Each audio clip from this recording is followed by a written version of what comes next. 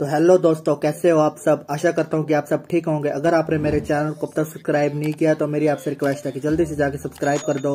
और आज हम he woke up after 820 years and goes to magic academy का फर्स्ट एपिसोड देखेंगे। तो चलिए बिना देरी करे हुए शुरू करते हैं। एपिसोड की शुरुआत में हम एक सोल्जर को देखते हैं जो कि रात को घने जंगल में फंसा होता है और वो फोन पे अपनी मदद के लिए दूसरे सोल्जर्स को बुला रहा होता है। वो कहता है कि दुश्मन ने हमारे ऊपर अटैक कर दिया है। हम 324 सोल्जर थे लेकिन 323 मर चुके हैं अब तक। इसके बाद सडनली एक दुश्मन आकर उस सोल्जर को भी मार गिराता है। दूसरी तरफ हम कुछ सोल्जर को देखते हैं जो कुछ डॉक्टर को बचाकर उनको हेलीकॉप्टर में बिठा रहे होते हैं। हम देखते हैं कि एक गुंडा ड्रोन की मदद से उनके ऊपर नजर रख रहा होता है। तभी एक गुंडा अपने पार्टनर को फोन कर देता है और उसको कहता है कि टाकियो, मैं तुम्हें हेलीकॉप्टर की लोकेशन भेज रहा हूँ, ये बिल्कुल पास में है, तुम वहाँ जा सकते हो क्या। हम देखते हैं कि इस गुंडे का नाम टाकियो होता है और ये कहता है कि नो प्रॉब्लम, मैं जा रहा हूँ वहाँ पर। इसके बाद हम देखते हैं कि टाकियो उस लोकेशन पर पहुंच जाता है और अपनी गन से उन सोल्जर्स पर हमला कर देता है। टाकियो उन डॉक्टर्स को देख के कहता है कि हमारा टारगेट सुरक्षित है। इसके बाद हम एक और गुंडे को देखते हैं जो कि सोल्जर को मारने के बाद कह रहा होता है कि मैंने सोचा था कि मुझे बहुत बड़ा काम मिलेगा लेकिन ये तो बिल्कुल छोटा सा था। हम देखते हैं कि इस गुंडे का नाम शार्क होता है। तभी इन सभी गुंडों का कैप्टन आ जाता है और शार्क से कहने लगता है कि ये मिशन तुम्हारी पर्सनल सर्टिफिकेशन के लिए नहीं है। कैप्टन कहता है कि टाओ और टाकियो को भी बुला लो, हम अब नेक्स्ट मिशन पे निकल रहे हैं। फिर शार्क कैप्टन से पूछने लगता है कि अब हम कहाँ जा रहे हैं। कैप्टन कहता है कि जापान। इसके बाद सीन चेंज होता है और हम दो स्टूडेंट को देखते हैं जो कि स्कूल में जा रहे होते हैं। हम देखते हैं कि ये स्टूडेंट जिसके हाथ में पट्टी लगी है उसका नाम शिनवू होता है और दूसरी तरफ जिसको चश्मा लगा है उसका नाम हैन है। शिनवू हैन से कहता है कि आज मैं बहुत एक्साइटेड हूँ, मैं इतने दिनों बाद स्कूल जा रहा हूँ। हैन कहता है कि क्या जरूरत थी स्कूल जाने की, तुम्हारा हाथ तो टूटा पड़ा है, तुम कैसे नोट्स बना पाओगे।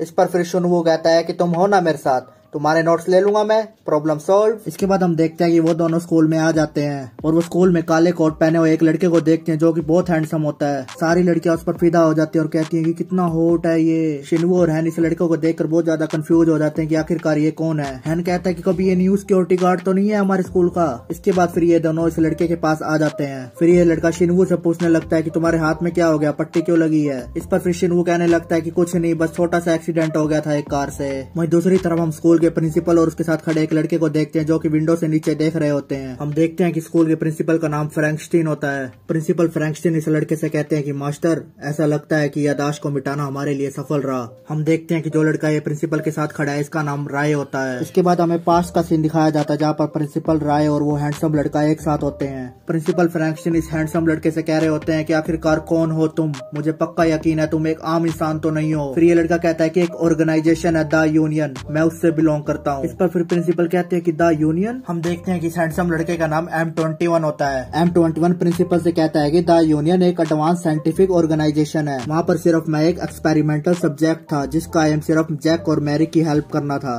पहले तो मैं इतना आसान काम भी नहीं कर सकता था लेकिन जैसे जैसे समय बीतता गया किसी कारण से केवल M24 और मैंने ही सफलता हासिल की। फिर प्रिंसिपल M21 से पूछने लगते हैं कि एग्जैक्टली कितने एक्सपेरिमेंटल सब्जेक्ट थे तुम्हारे जैसे। इस पर फिर M21 कहता है कि एक भी नहीं, मैं ही था जो सर्वाइव कर रहा था, मैं M24 को भी नहीं बचा सका। फिर प्रिंसिपल पूछने लगता है कि अब आगे तुम्हारा क्या इरादा है, तुम क्या करना चाहते हो। अगर तुमने कहीं और नहीं जाना है तो तुम यहाँ रह सकते हो। तुमने एक ऑर्गेनाइजेशन को ललकारा है, अगर उन्हें पता चल गया कि तुम जिंदा हो तो वो तुम्हें ढूंढने के लिए लोगों को भेज सकते हैं। इस पर फिर M21 कहता है कि आप क्या सोच रहे हो। प्रिंसिपल कहते हैं कि तुमने हमारे स्कूल के स्टूडेंट्स की रक्षा की थी, इसलिए मैं तुम्हारा और तुम्हारे दोस्त का शुक्रिया अदा करता हूँ। तुम्हारा जब चाहे मन करे तुम हमारा स्कूल छोड़ सकते हो, यहाँ पर मेरा तुम्हें फंसाने का कोई इरादा नहीं है। फिर M21 कहने लगता है कि क्या आप सीरियस हो, मैं यहाँ पर ट्रस्ट कर सकता हूँ लेकिन मैं आपकी तरह बिल्कुल भी सॉफ्ट हार्टेड नहीं हूँ। फिर प्रिंसिपल कहते हैं कि यहाँ पर ट्रस्ट इम्पोर्टेंट नहीं है, यहाँ पर सिर्फ मेरे मास्टर का डिसीजन इम्पोर्टेंट है। यहाँ पर प्रिंसिपल राय की बात कर रहे होते हैं जो कि सोफे पर बैठा हुआ है। फिर प्रिंसिपल M21 से कहते हैं कि मैं तुम्हें फ्री में रहने का सुझाव नहीं दूंगा, मैं बस न्यू स्टाफ को हायर करने की सोच रहा हूँ। इसके बाद हमें प्रेजेंट का सीन दिखाया जाता है जहाँ पर प्रिंसिपल M21 को ऊपर से देख रहे होते हैं। फिर राय प्रिंसिपल से कहता है कि फ्रैंकस्टीन,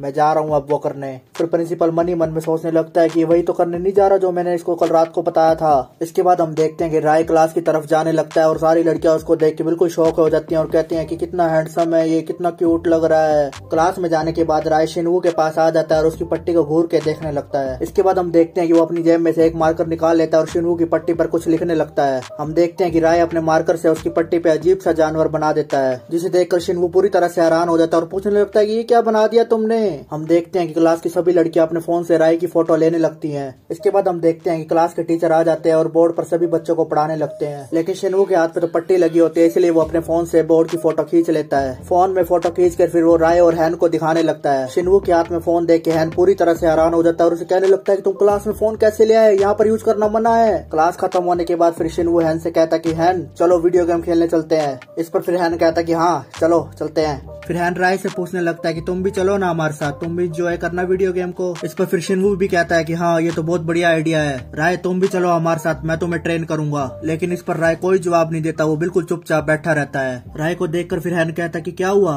तुम्हारा कोई और प्लान है क्या। फिर शिनवू कहने लगता कि ओ अच्छा तुम तो डायरेक्टर के प्लेस में रहते हो, तुम उनको बिना बताए कहीं भी नहीं जा सकते है ना। वहीं दूसरी तरफ हम प्रिंसिपल और M21 को देखते हैं। प्रिंसिपल M21 से पूछ रहे होते हैं कि तुम्हारा जॉब का पहला दिन कैसा रहा। M21 कहता है कि इस पर मैं कुछ नहीं कह सकता, मैं केवल यहाँ पर रहने के लिए काम कर रहा हूँ स्कूल में। इसके बाद हम देखते हैं कि वहाँ पर राय भी आ जाता है और कहने लगता है कि फ्रैंकस्टीन ये दुनिया सच में कितनी बदल चुकी है। उन स्टूडेंट्स के पास कुछ ऐसा है जो मेरे पास बिल्कुल भी नहीं है, वो हमेशा गेम खेलने की बात करते रहते हैं। राय की बातें सुनकर फ्रैंकस्टीन बिल्कुल कंफ्यूजन में पड़ जाता है और सोचने लगता है कि मास्टर मोबाइल फोन के बारे में बात कर रहे हैं क्या। इसके बाद फिर फ्रैंकस्टीन राय से कहते हैं कि मुझे माफ कर दीजिए, मैं आपको जल्द से जल्द एक मोबाइल प्रोवाइड कराता हूँ। नेक्स्ट डे में हम देखते हैं कि राय के पास अपना एक फोन होता है। राय के हाथ में फोन देखकर शिनवू पूरी तरह से हैरान हो जाता है और उससे कहता है कि ये तो स्मार्टफोन है। फिर वहाँ पर हैन भी आ जाता है और राय से कहता है कि तुम्हारे पास भी एक फोन है, ये तो बिल्कुल लेटेस्ट स्मार्टफोन लग रहा है। इसके बाद फिर शिनवू राय से कहने लगता है कि मुझे अपना नंबर दे दो यार, लेकिन इस पर फिर राय कुछ नहीं बोलता और चुपचाप बैठा रहता है। इस पर फिर शिनवू कहता है कि चुप क्यों बैठे हो, तुम्हें अपना मोबाइल नंबर याद नहीं है क्या। फिर हैन राय से कहने लगता है कि मुझे दो अपना फोन, मैं तुम्हें स्मार्टफोन मास्टर बना दूंगा आज। देखो पहले तुम्हें यहाँ क्लिक करना है, फिर वहाँ क्लिक करना है, फिर ये करना है, फिर वो करना है। इसी तरह हैन राय को स्मार्टफोन के सारे फंक्शन के बारे में बताने लगता है। फिर शिनवू भी मौके का फायदा उठा लेता है और हैन से कहने लगता है कि हैन मेरे को इसका एड्रेस और फोन नंबर भेज दो जल्दी से। इसके बाद फिर हैन राय को ईमेल के बारे में बताने लगता है कि ईमेल कैसे भेजा जाता है। इसके बाद फिर हम अगले सीन में M21 को देखते हैं जो किसी गहरी सोच में पड़ा होता है। तभी वहाँ पर स्कूल का पीएन आ जाता है और M21 से कहने लगता है कि तुम ही वही नई सिक्योरिटी गार्ड हो जिसके बारे में सभी बातें कर रहे हैं। मैंने सुना है कि प्रिंसिपल ने खुद तुम्हें पर्सनली चुना है, लगता है कि तुम बहुत अच्छे इंसान हो। इसके बाद हम देखते हैं कि स्कूल में बाहर से बहुत सारे आउटसाइडर आ जाते हैं और स्कूल के सभी बच्चों को परेशान करने लगते हैं। ये बड़ा सा बॉडी बिल्डर एक स्टूडेंट को उठाकर उससे कहता है कि ये तो वो नहीं लग रहा, उस लड़के को जल्दी से मेरे आगे लाओ जिसके बाल लाल कलर के हैं। हम देखते हैं कि वो यहाँ पर शिनवू की बात कर रहा होता है। हम देखते हैं कि सारे आउटसाइडर स्कूल की लड़कियों को छेड़ने लगते हैं। तभी वहाँ पर पियोन आ जाता है और उस बॉडी बिल्डर से कहने लगता है कि यहाँ आउटसाइडर अलाउड नहीं है, तुम क्यों आगे अंदर। इसके बाद हम देखते हैं कि वो बॉडी बिल्डर पियोन को मारने ही लगता है कि बीच में शिनवू आ जाता है। फिर वो बॉडी बिल्डर शिनवू से कहने लगता है कि तुम ही वही लड़की हो जिसने मेरी गर्लफ्रेंड को फ्लर्ट करने की कोशिश की। इसके बाद हम देखते हैं कि वो लड़की कार में बैठी होती है और हेलो कर रही होती है अंदर से। उस लड़की को देखकर फिर शिनवू को याद आ जाता है कि उसने उस लड़की को गिरने से बचाया था बस। इस पर फिर शिनवू उस बॉडीगार्ड से कहने लगता है कि तुम छोटी सी बात पर मुझे मारने आ गए यहाँ पर, मैं उससे फ्लर्ट थोड़ी कर रहा था, मैं तो उसको नीचे गिरने से बचा रहा था। लेकिन वो बॉडी बिल्डर शिनवू की एक बात भी नहीं सुनता और उस पर हमला कर देता है। इसके बाद फिर वो बॉडी बिल्डर शिनवू के मुंह पर जोर से मुक्का मार देता है जिससे शिनवू नीचे जाके गिर जाता है। वहीं दूसरी तरफ राय और M21 भी ये सब होते हुए देख रहे होते हैं।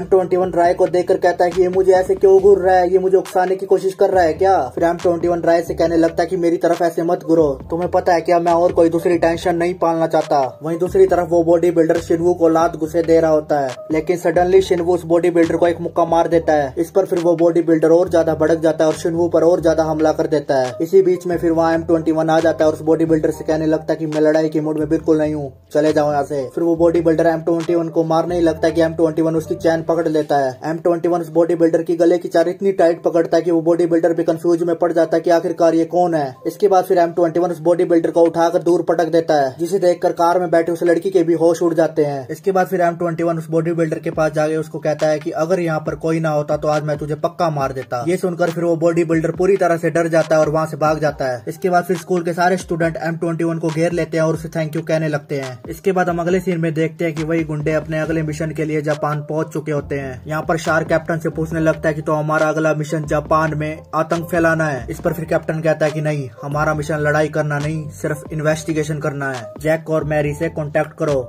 जिन्हें कॉफिन वापस लाने का काम सौंपा गया है। हमें यहाँ पर सिर्फ ऑर्गेनाइजेशन के ऑर्डर का पालन करना है, इसके अलावा और कुछ नहीं करना। इसके बाद हमारा ये एपिसोड यहाँ पर खत्म हो जाता है। अगर आपको ये वीडियो अच्छी लगी तो मुझे सपोर्ट करें और मेरे चैनल को सब्सक्राइब करके जरूर जाएं। तो अब हम फिर मिलेंगे अगले एपिसोड के साथ। Thank you.